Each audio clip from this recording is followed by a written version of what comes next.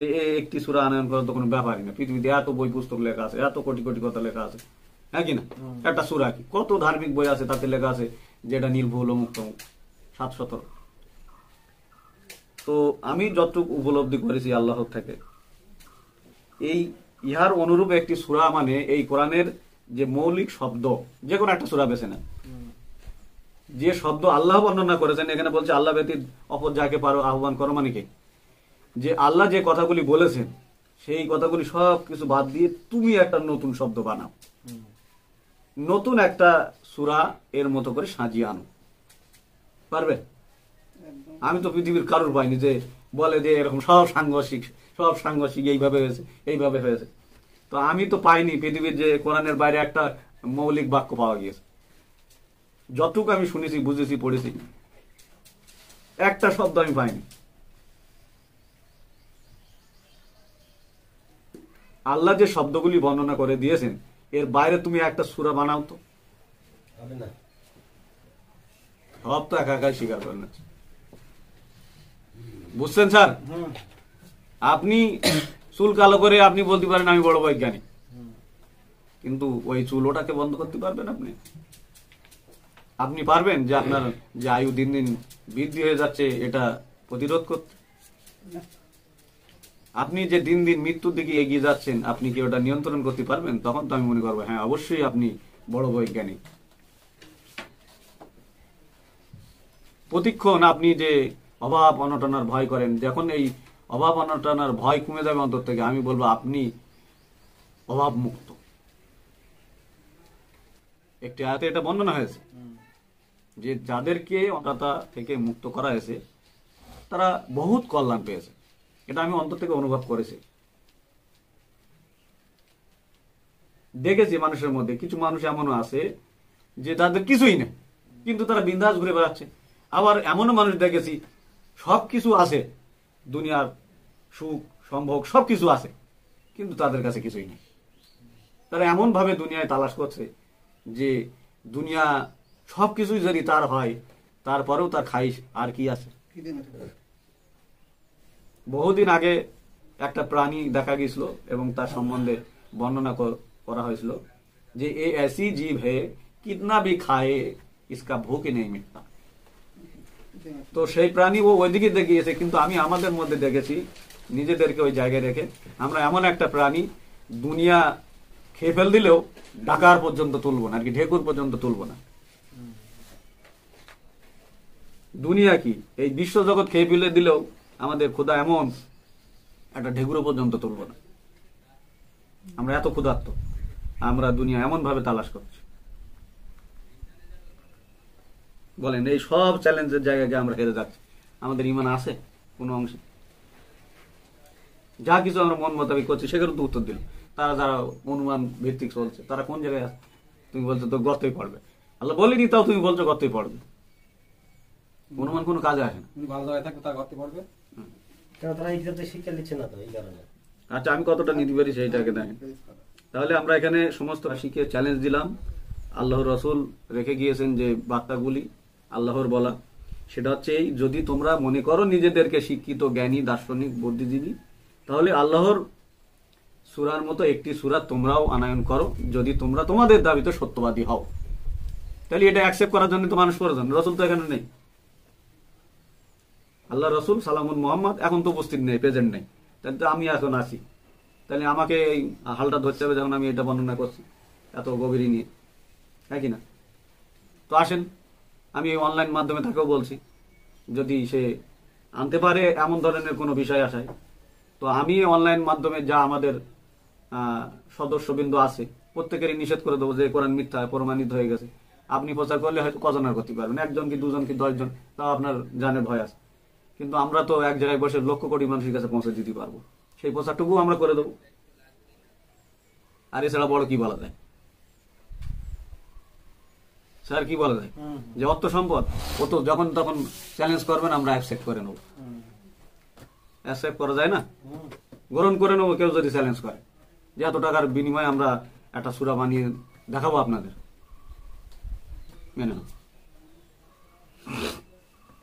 তাহলে যদি তারা তাদের দাবিতে সত্যবাদী হয়, বা আমরাও যদি হয়ে থাকি, আমরা তো ওরা মনে করছি হেদায়েত পেয়ে গেছি, এমন সব আমল করার জন্য পুরো উতলা হয়ে উঠেছি, এখন সূরা বানাই, আমরাও বানাই যদি পারি। তো এখানে কি বলা হচ্ছে, পক্ষান্তরে উহারা যে বিষয়ে জ্ঞান আয়ত্ত করে নাই তাহা অস্বীকার করে, এবং এখনো উহাদের পরিণতি উহাদের নিকট উপস্থিত হয় নাই। এইভাবে ইহাদের পূর্ববর্তী গণ মিথ্যা আরোপ করিয়াছিল। সুতরাং দেখো জালিমদের পরিণতি কি হইয়াছে। বিষয়গুলি বুঝতে পেরেছেন কি?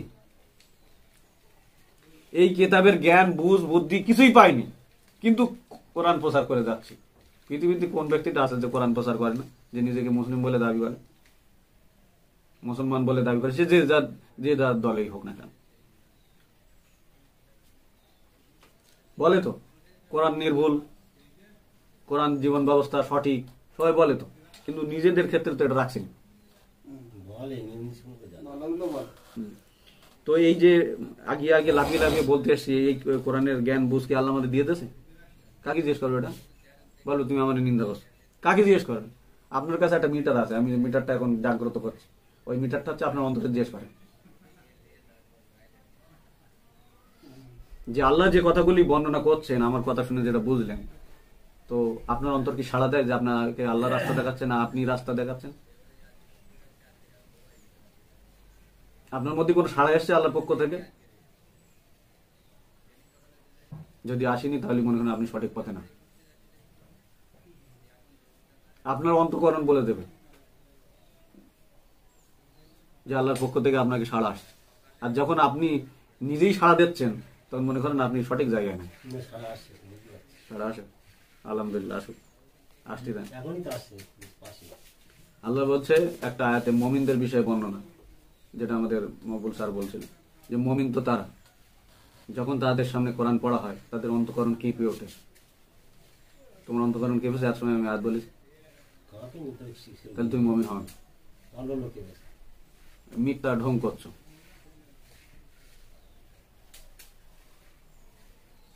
কি বলি বোঝা যায়নি?